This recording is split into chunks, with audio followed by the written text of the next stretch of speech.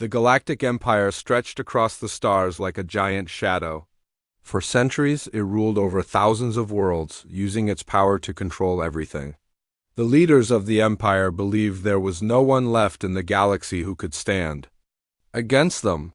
Their ships were bigger, their technology stronger, and their armies seemed endless. Chancellor Vorin, the leader of the Empire, sat in his shining hall on the capital planet, watching reports from every corner of the galaxy. One quiet day, a scout ship arrived with news from the edge of the Empire. They had found a small planet called Earth. The first report described Earth as a blue and green world full of oceans, forests, and mountains. Its people, called humans, looked different from most alien species but did not appear dangerous. The scout, a young officer named Tolan, explained that humans had only just started traveling into space. Their ships were slow, their weapons old, and their governments always arguing. To the Empire, Earth seemed unimportant. Chancellor Vorin nodded, hardly interested. He told his council, "Send an ambassador. Tell the humans they are now under our protection." It was the same message the Empire gave to every new world. They would offer safety and trade, but in return, the planet would follow the Empire's laws and pay taxes. If a world refused, the Empire would send soldiers to make sure they obeyed. The ambassador chosen was Nina. She was careful, thoughtful, and had visited many worlds. She arrived in Earth's orbit on a silver Imperial shuttle and sent a message to the planet. Within hours, she was welcomed by a group of humans. Nina noticed their nervous smiles and curious eyes. They were polite, but she could feel their suspicion. Alex, one of the human leaders, spoke for the group. He asked simple questions. Why had the Empire come? What did it want from Earth?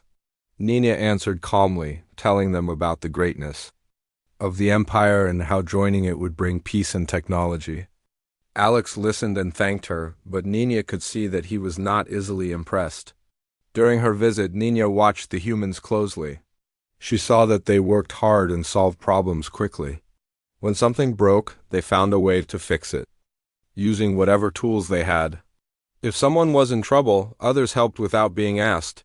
There was something about humans that made them different from the other species Nina had met. They seemed to never give up, no matter how hard life became. Nina sent her report back to the Empire. She wrote about the humans' unpredictable nature and how quickly they learned. But she finished her report by saying they are not a threat. Their technology is too weak, and their people are too divided. Her words made the Empire's council feel comfortable. Earth would be easy to control. A few weeks later, the Empire sent a fleet of ships to the edge of Earth's solar system. The humans watched the bright ships appear in their skies. The Empire's admiral, a man named Growl, sent a message to every leader on Earth. You are now part of the Galactic Empire, he said. Welcome and obey our laws. Most humans were shocked. Some were scared. But a few, like Alex, Sophia, and Caleb, felt something else.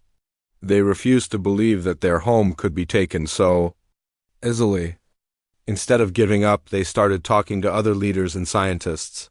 They shared every bit of news and every message from the Empire. Alex visited a group of engineers in the city. We have to do something, he said. If we don't fight back, we will lose everything. The engineers, including Mia and Ethan, agreed.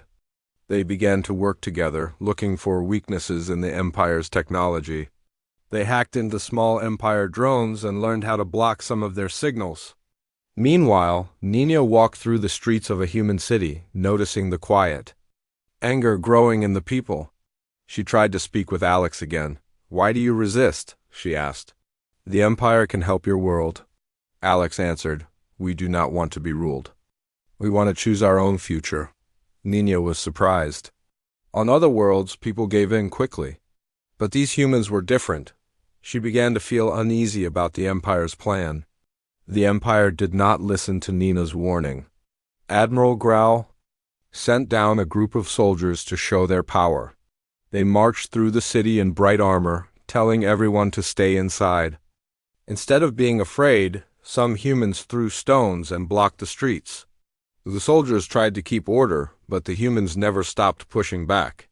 Late at night, Caleb and Sophia led a small group to disable one of the Empire's land vehicles. Using simple tools and some homemade devices, they broke into the engine and caused it to stop working. When the soldiers tried to call for help, their radios did not work. Ethan had managed to jam their signals. In the Empire's command ship, Admiral Growl grew angry.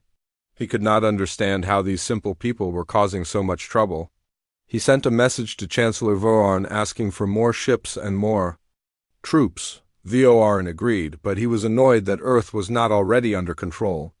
As the days passed, news of the humans' resistance spread. Stories about Alex, Sophia, Caleb, Mia, and Ethan traveled from city to city. People began to believe that they could fight back, even against the greatest power in the galaxy. The first Empire warship destroyed was a shock. A small group of humans, working together, managed to sneak onto the ship using old cargo shuttles.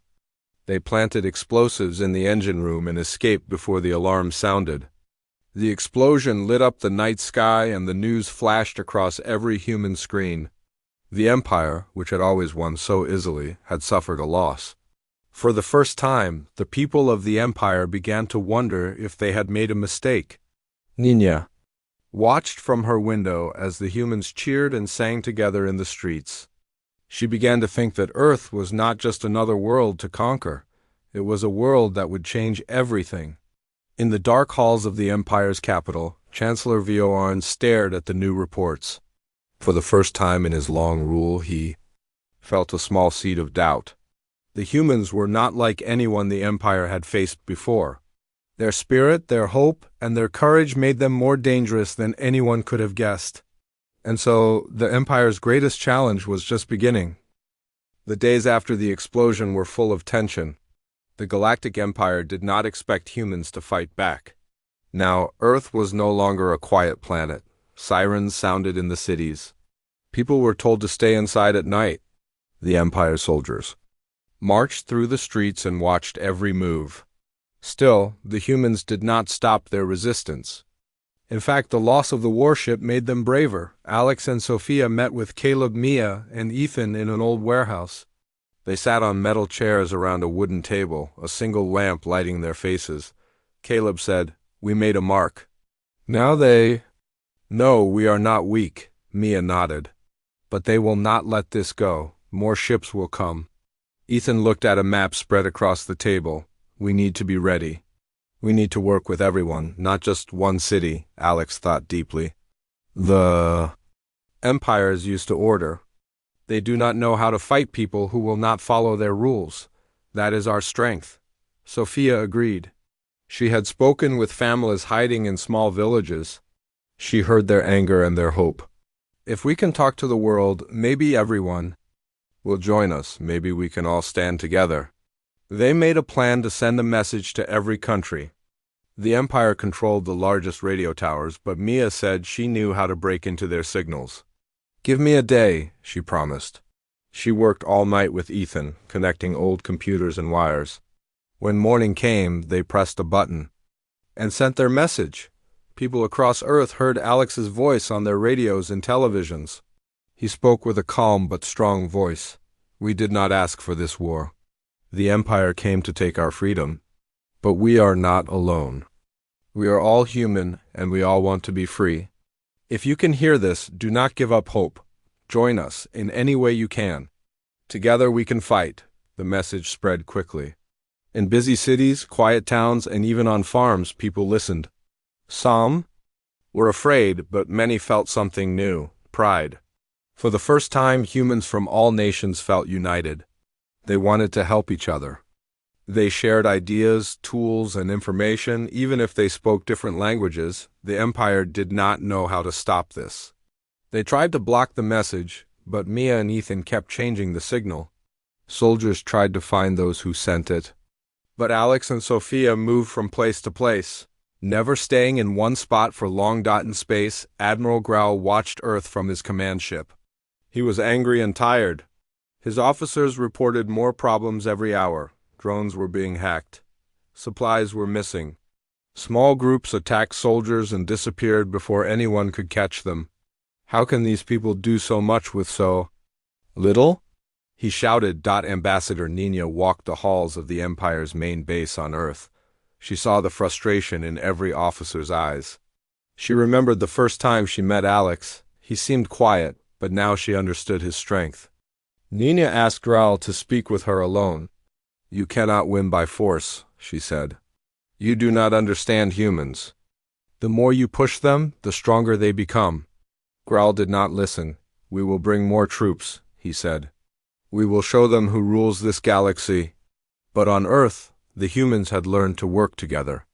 In one city, Caleb taught people how to hide supplies and move quietly at night. In another place, Sophia helped families find safe places underground. Mia and Ethan built small devices to block the Empire's cameras and alarms. The Empire's soldiers grew nervous. They were used to easy victories, but now every day was hard. They did not know who to trust. Sometimes even the shopkeepers and children seemed to be part of the resistance. One night, a group of humans led by Caleb sneaked into a warehouse where the Empire kept its machines.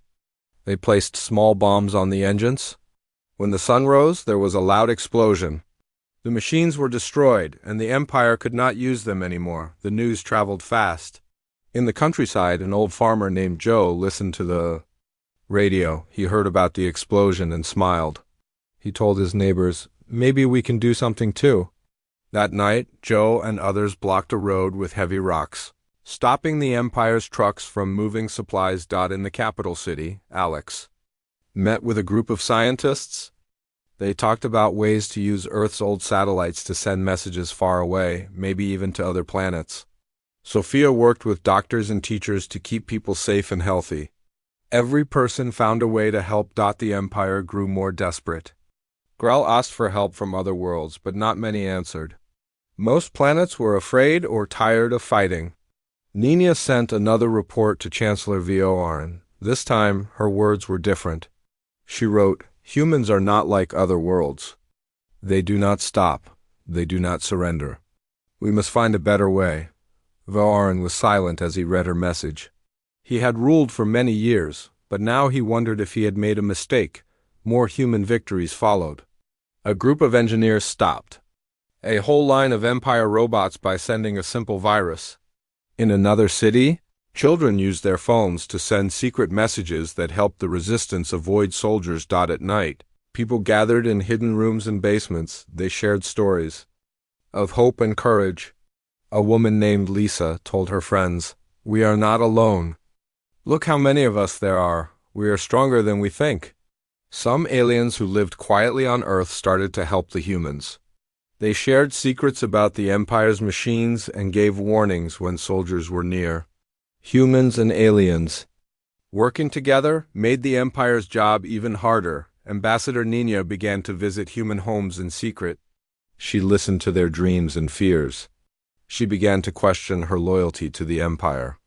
One evening, she watched the sunset with Alex and asked, "What will you do if you win?" Alex looked at her and said, "We will help those who helped us. We want peace. We do not want to rule. We just want to be free."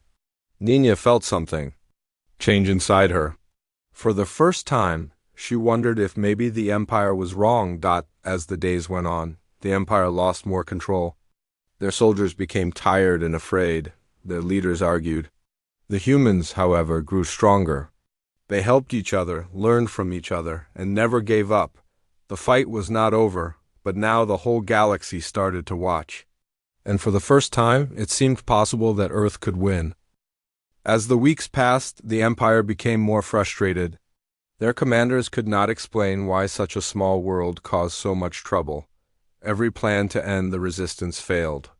Soldiers tried to control the cities, but the humans always found ways to avoid them or fight back. Supplies went missing. Robots stopped working.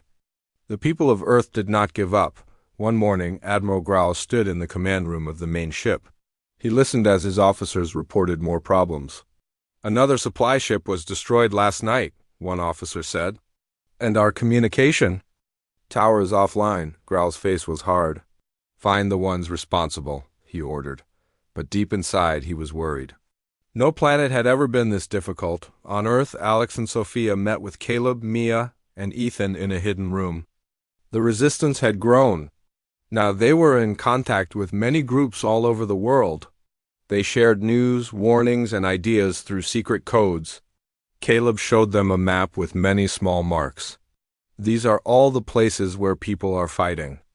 Back, he said. We are not alone anymore, Sophia smiled. The Empire is big, but we are everywhere. They cannot stop us all. Mia agreed. We have to do more than defend. We need to strike back. Ethan, who spent his days fixing old radios and building new devices, had an idea. If we can take out their main communication center, the Empire will be blind, at least for a while. Alex thought about this. It is dangerous, but maybe it is the only way. They started planning. Mia gathered a group of engineers and hackers. Caleb found brave volunteers willing to sneak into the Empire's base. Sophia and Alex made sure the rest of the resistance knew what to do if the plan worked. Ambassador Nina watched all of this from a distance. She no longer believed in the Empire's power. Every day she saw how humans helped each other, even when it was risky. She saw their kindness, their courage, and their hope. Nina sent another secret message to Chancellor Vilaren. This time she wrote, "We are losing. The humans are too strong in spirit. We must change our way." On the night of the attack, the city was quiet. Mia led the team through dark streets, avoiding patrols. They reached the edge of the Empire's base, where the communication tower stood tall and shining. Caleb checked his watch. "It's time," he whispered. Ethan and Mia worked fast, using a small device to open a locked door. Inside, they moved quietly, staying in the shadows. Caleb and two others kept watch outside, ready to warn them if soldiers came.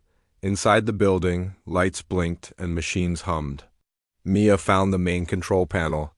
She plugged in a small box she built from old computers and wires. Suddenly, alarms started to ring. Red lights flashed.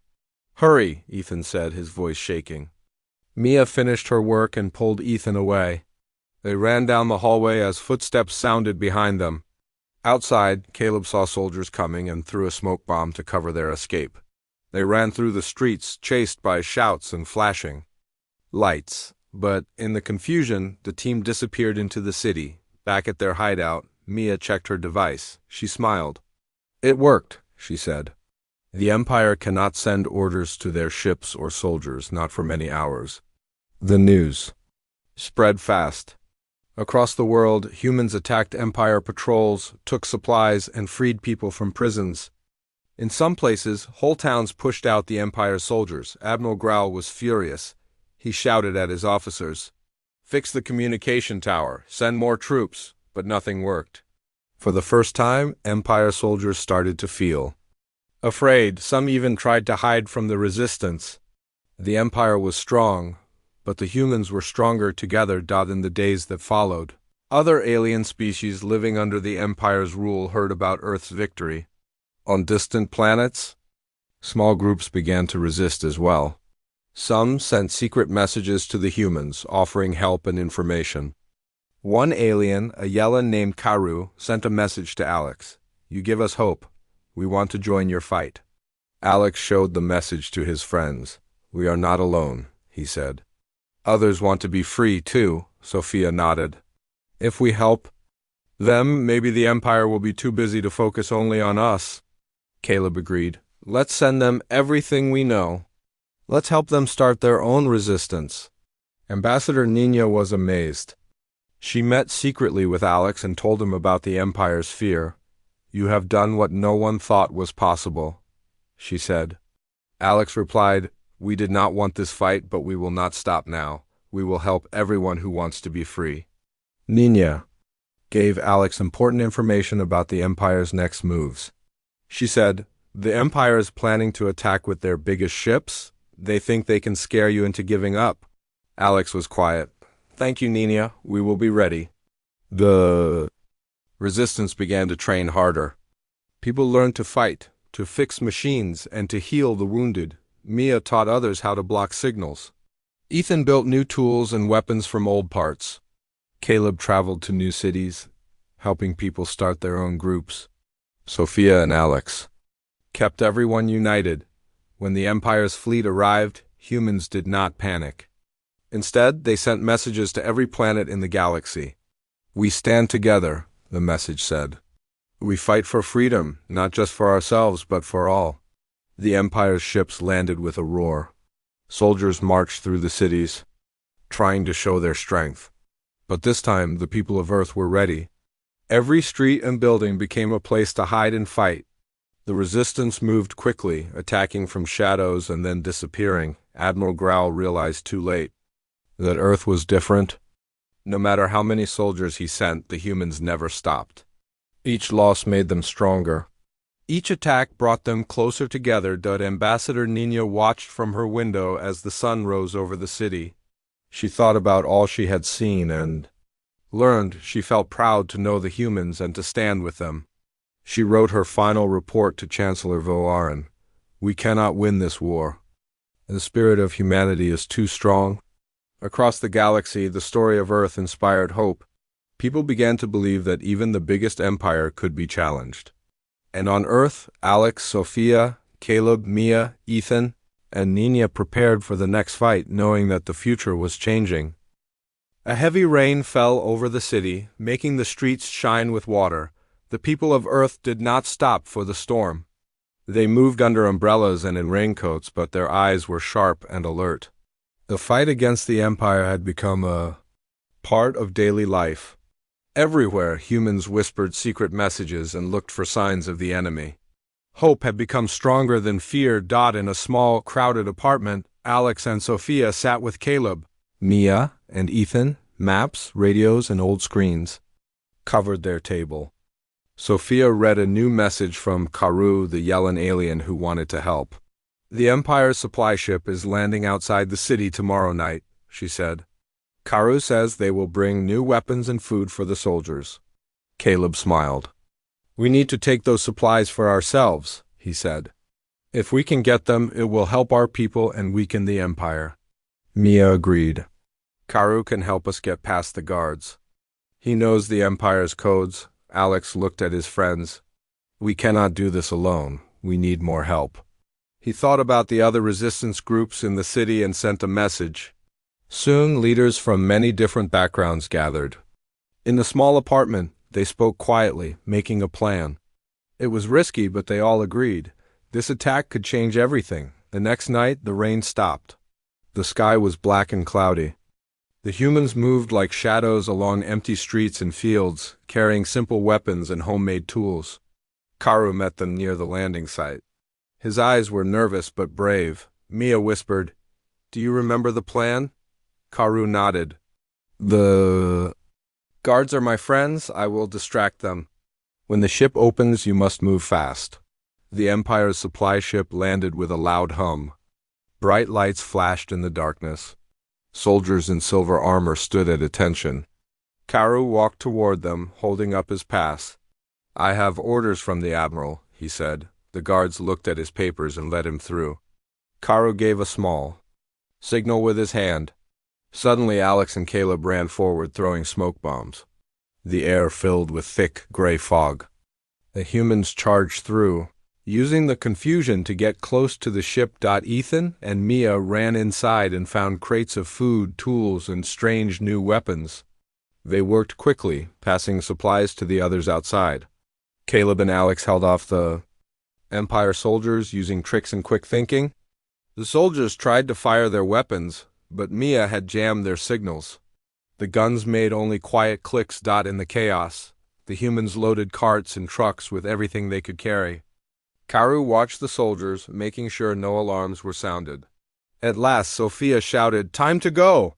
The group disappeared into the darkness just as the smoke started to clear. When the soldiers realized what happened, it was too late. The supply ship was empty. The humans and Karu were gone. The city was quiet, but inside hidden rooms, people cheered and hugged each other. For the first time, they had taken something from the Empire. Instead of losing more, the stolen supplies were shared among many resistance groups. Food was given to families hiding in basements. New tools were sent to engineers who fixed water and power lines broken by the fighting.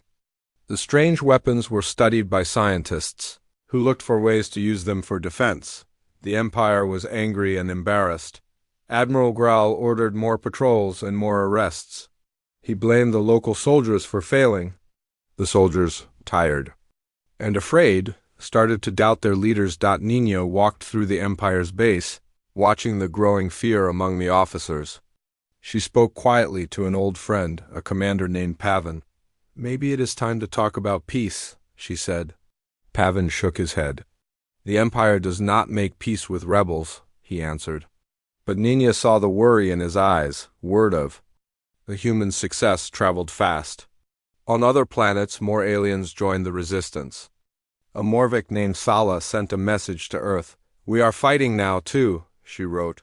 "Your courage has given us hope." Alex and Sophia sent back a message. "Stand strong, we are with you." Mia and Ethan started to teach other groups how to jam the Empire's weapons and signals. Caleb organized new teams to protect the food and supplies. Sophia and Alex visited families, bringing food and kind words. Everywhere, people shared news of small victories. These stories made the people braver every day. Admiral Growl tried to find out who helped the humans. He questioned many people, but Karu was careful. He acted loyal to the Empire while secretly helping the resistance. Nina worried about him but trusted his courage. One day, Nina met with Alex in a quiet park. The trees hid them from Empire cameras. Nina looked tired but determined. "The Empire plans a new attack," she warned. "They will try to take back control by force. You must be ready." Alex nodded. "Thank you, Nina. We will not let them win."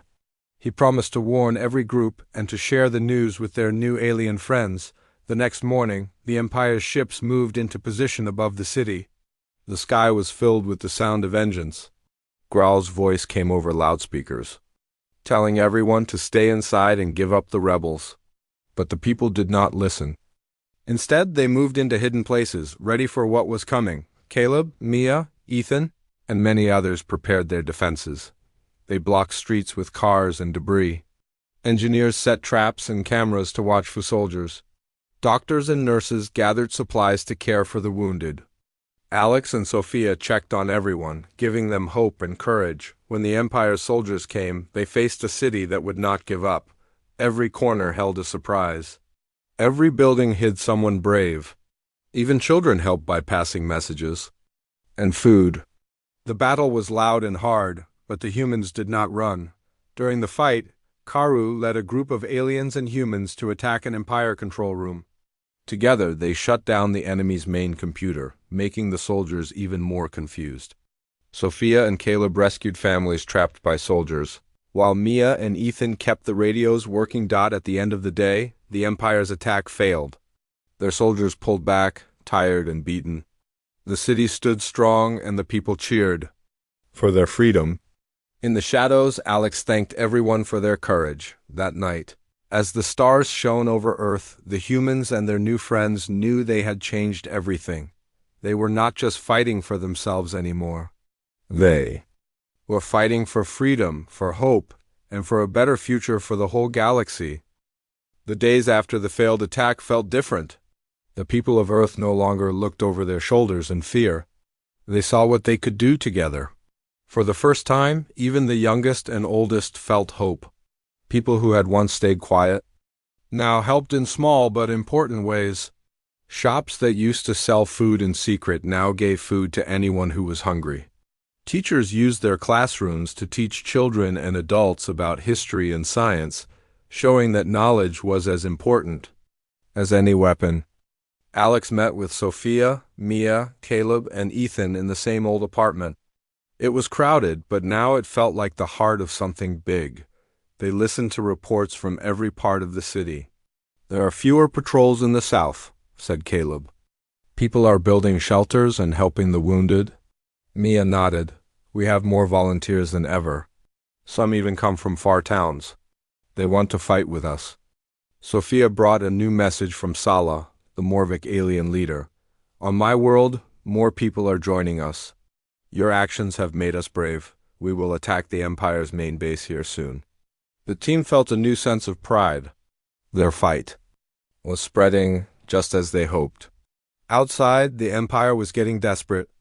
Admiral Growl could see the city lights from his command ship, but the city itself was slipping away. His soldiers were tired. Some were scared to go out at night. There were rumors that more soldiers wanted to give up and go home. Growl refused to accept this. He ordered his officers to bring him Nina. Nina stood before Growl. He looked angry. You said the humans would be easy to control. You said they wanted peace. Nina stayed calm. They do want peace. But you gave them no choice. They fight because you took away their freedom. Growl shook his head. You have grown soft, he said. If you cannot help us win, you are no use to the Empire. Nina left the room, but she was not afraid. She knew she had to act. She sent a secret message to Alex and Sophia. Growl is planning something dangerous. He may destroy the whole city if he cannot win. Alex read the message and felt cold inside. We must stop him, he said. If he destroys the city, many innocent people will die. Caleb suggested, what if we take the fight to Growl himself? We know the Empire's supply lines. If we cut them, Growl will have no choice but to leave. Ethan added, we can? Use the old subway tunnels to get close to the Empire's command ship. Mia and Sophia agreed. They made a plan and called for help from every resistance group in the city and even from the aliens on other worlds. On the night of the attack, the city was quiet and dark. The rain had stopped and the air felt heavy. Caleb led a group through the old subway tunnels, carrying explosives and tools. Mia and Ethan worked with engineers to break into the Empire's supply lines. Sophia and Alex stayed above ground, guiding groups by radio. At the same time, Karu and Sala led groups on other worlds. They attacked the Empire's bases, destroying computers and capturing important officers. The news of these attacks spread fast. On the Empire's command ship, Growl received report after report. There are fires at the supply base.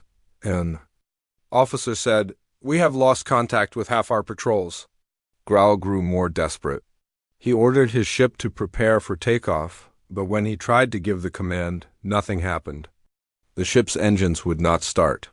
Mia and Ethan had used the information Nina gave them to plant a virus in the control system. Lights blinked, alarms rang, and the whole command center filled with panic. Caleb and his team came up from the tunnels, entering the lower decks of the command ship. They moved quietly, using maps Karu had given them.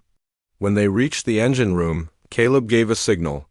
His team quickly set charges and escaped the way they came. As they ran through the dark tunnels, a soft boom shook the ship above. On the city streets, Alex and Sophia watched the sky. They saw the command ship's lights flicker and then go dark. Sophia squeezed Alex's hand. We did it, she whispered. All around them, the people of the city cheered. On the ship, Growl realized he was trapped. His officers tried to fix the engines, but nothing worked. Nina, who was still on board, found Growl in the main hall. She looked at him and said, This is the end. The Empire has lost? Growl did not answer. He sat in his chair, staring at the floor. As the sun rose, humans and aliens gathered outside the command ship. They called for Growl and his soldiers to come out and surrender. At first, nothing happened. Then slowly, the doors opened. Growl and his officers walked out, heads low. They handed their weapons to Alex and the others. For the first time, the Empire surrendered. Nina stood with Alex, Sophia, Mia, Caleb, Ethan, Karu, and Sala. She smiled, knowing they had done something impossible. People came from every street to celebrate.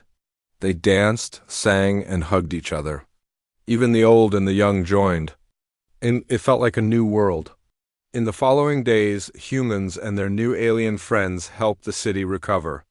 They fixed broken buildings, shared food, and took care of the wounded. Sala spoke to people on her home world. We are free because we work together. Let us help others find freedom too. Messages came from many other planets, asking for help to start their own fights for freedom. Alex looked out over the city with Sophia, Mia, Caleb, and Ethan by his side. We did not win because we had the biggest weapons, he said. We won because we believed in each other. That is our strength. Nina became the voice for peace. She spoke with leaders from other worlds and helped the Empire's former soldiers find new lives. She told them there is a place for everyone in this new galaxy. The fight was not easy, and many still faced hard times. But now, people knew that even the strongest empire could fall if enough people stood together. The spirit of Earth had changed the galaxy, and the story of their bravery would be told for generations. And as the stars came out each night, the people of Earth knew their biggest victory was not just in battle, but in the hope they had given to all the worlds beyond their sky. After the Empire surrendered, Earth felt like a new place. There were signs of hope everywhere. People who had once been afraid to leave their homes now walked outside with smiles. Flags of many colors flew from buildings. In every corner of the city, groups worked together to clean up broken walls and plant new flowers. Even the air seemed lighter and fresher. Alex woke early each morning to meet with Sophia, Mia, Caleb, and Ethan. Their apartment was still crowded, but now there was laughter and happiness inside. They listened to new messages from other planets. Sala sent a picture of her people dancing under a purple sky. Karu sent news that the Yellen had freed their largest city. Every message spoke of hope and new beginnings. But there was much work to do. Not everyone was ready to forgive the Empire's soldiers. Some people shouted at them on the street. Others wanted to take revenge for lost family and friends. Nina saw this anger and knew it was dangerous. She spoke to Alex and Sophia one evening as the sun set. "If we want true peace, we must show kindness to those who hurt us," she said. "The old empire ruled with fear." "Our new world must be different," Alex nodded. "We will help everyone who needs it. That is what makes us strong." Sophia agreed. She went to hospitals and camps where old soldiers waited, talking with them and listening to their stories. Many soldiers were tired and lost. Some had nowhere to go. Slowly, they began to trust the humans and aliens who offered them food, shelter, and a chance to start over. Nina became the new ambassador for Earth. She traveled to other planets, speaking with leaders who had watched the fight from far away. She told them about humanity's spirit and about the courage of all those who joined the resistance. Some leaders feared that another empire would rise, but Nina explained, "This time, everyone will have a voice. No world will be left alone." The first meeting of the new Galactic Council was held in a bright hall in the city. Leaders from many planets arrived, some for the first time ever. They sat in a circle, no one above or below the others. Alex, Sophia, Mia, Caleb, and Ethan represented Earth. Sala and Karu sat beside them. There were many other faces, green, blue, red, and brown, each with a different story of struggle and hope. Alex spoke first. "We were almost destroyed because we did not understand each other. Let us promise to listen before we fight. Let us work together so no world ever feels alone." The room was quiet for a moment, then Sala stood. "On my world, the Empire told us to obey or suffer. We chose hope instead. Now we choose to be friends." The council agreed on simple rules. No planet would be forced to join. Everyone could share ideas, and no army could threaten peace again. It was not easy, and some leaders still argued, but they knew they had a chance to build something better. Back on Earth, life changed in many small ways. New schools opened, teaching children about the stars and about friendship with other worlds. Old Empire buildings were turned into libraries and hospitals. Artists painted huge pictures on city walls showing the bravery of humans and aliens side by side. People from other planets began to visit Earth, bringing strange music and food. The city was full of new sounds and smells. Caleb helped lead teams to rebuild the broken subway tunnels. Mia and Ethan worked on new ways to use technology to make life better for everyone. They made small machines that cleaned the air and grew food faster. Sophia traveled to small villages and towns, helping people who felt lost after the long fight. She listened to their worries and helped them feel hopeful again. One day, a group of children from different worlds visited the command ship where the Empire had surrendered. Nina told them the story of the great fight. She showed them where the resistance had hidden and where the final surrender took place. The children asked many questions. Some wanted to know about the weapons, but most wanted to know about the heroes. "Were you afraid?" asked the little girl. Nina smiled. "Yes, we were all afraid, but we were more afraid of losing our freedom." The children laughed and ran through the halls, pretending to be heroes themselves. Nina watched them, her heart full of hope for the future. The news of peace spread across the galaxy. Planets that had once been silent under the Empire's rule now sent songs, stories, and pictures to Earth. Some told about their own fights for freedom. Others just wanted to say thank you. Alex, Sophia, Mia, Caleb, Ethan, and Nina spent long nights answering every message. They wanted everyone to feel included in this new age, but peace was not perfect. There were still some who missed the old empire and wanted power for themselves. There were times when arguments became loud and some people made mistakes, but each time the council and the people worked together to fix things. They remembered how much they had lost and how much they had gained by standing together. At night, the city lights glowed softly. People sat on rooftops looking up at the stars.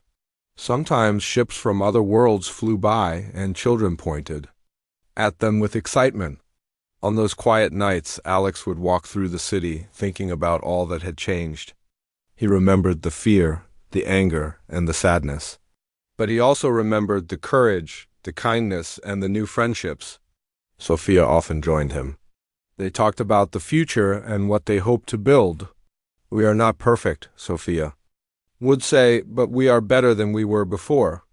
Alex agreed. "We are stronger together." That is the lesson we must never forget. In the end, the people of Earth and their friends from other worlds did not just win a war. They built a new way of living, one where hope, kindness, and courage mattered more than fear or power. Their story traveled across the stars, teaching others that even the biggest empire could fall, and that freedom was worth any price. And so, under the same stars that once watched their darkest nights, the people of Earth began a new story, one filled with peace, friendship, and dreams that reached far beyond their little blue planet.